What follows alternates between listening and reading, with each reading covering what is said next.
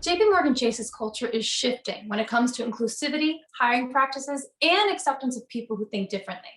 It's Autism Inclusion Month at the firm, and we're taking a look at the critical and important contributions of people who are neurodiverse. With us today is the Global Head of Autism at Work, Anthony Pacilio, and JPMorgan Chase's Software and Performance Engineer, Jesse Collins. Thank you both for being here today. Thank you. Appreciate it. Thank you for having us. Anthony, let's start with you. Why is a program like Autism at Work so critical? And how has the program influenced productivity and inclusivity at the firm? Yeah, great question. So, when we started this program, it was out of business necessity. We were looking for a different type of talent. And at that time, we just didn't have enough of the talent in the IT space.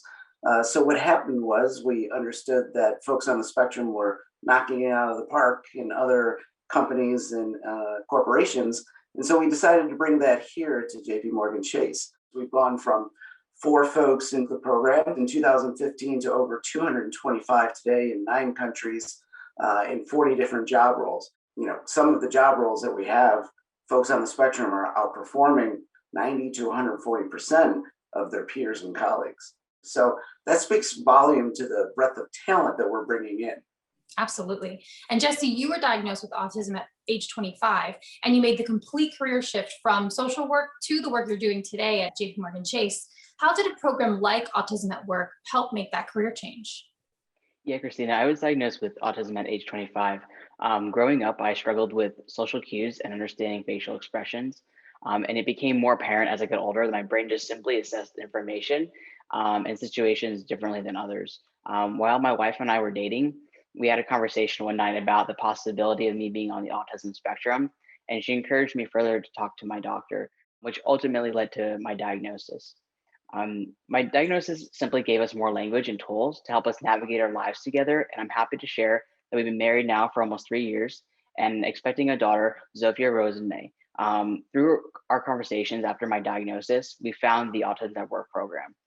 The program gave me access to the training and guidance I needed to shift careers, and most importantly, provided me with the necessary support and encouragement.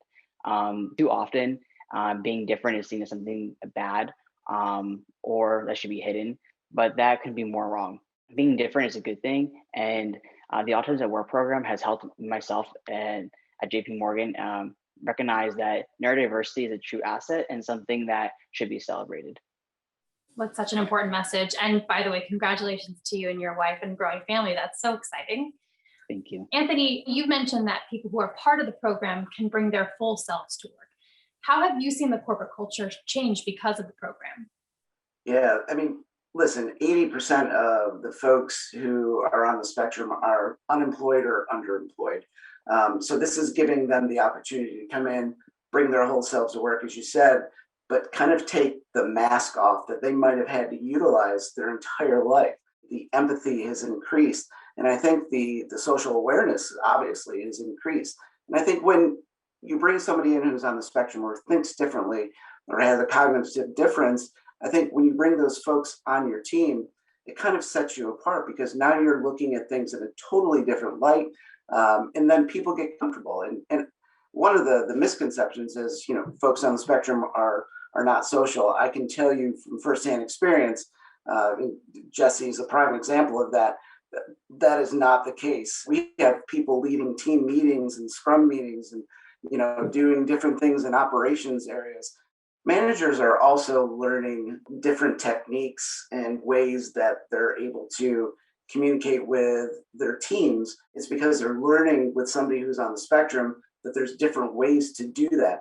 And, if we take an example of somebody who's getting performance feedback and it's not sinking in, we try a different technique to do that, whether it's bringing in an advocate to help out or, just trying a different methodology via Skype or chat or whatever that may be. So it's actually increasing how we talk to colleagues who are neurotypical as well. The culture shift that we have now at JPMorgan Chase because of the program is absolutely unbelievable. We have many other companies and corporations asking us how we did the program. And we said we started small and now we're scaling it to where, it is one of the leading ones in the world. And Jesse, back over to you. What advice would you give other companies who are looking to hire people who are neurodiverse? And what can people do to embrace the neurodiverse culture even more?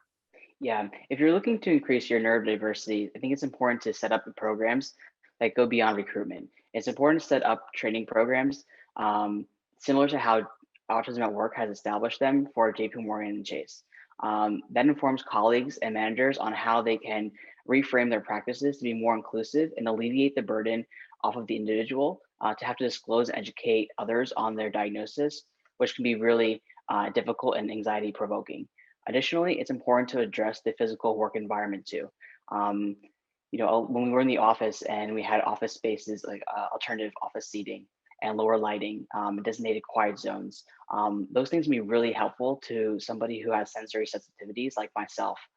In general, creating a work environment that celebrates differences in thought, hosting conversations about neurodiversity, not only during Autism and Inclusion Month, but throughout the year, and being more conscious of practices and languages that may be unintentionally exclusive are ways that we can all build a more diverse and inclusive work environment.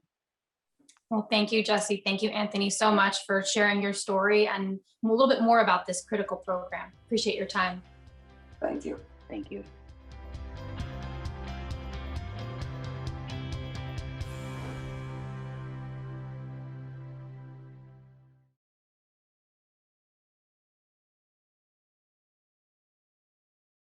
Thank you.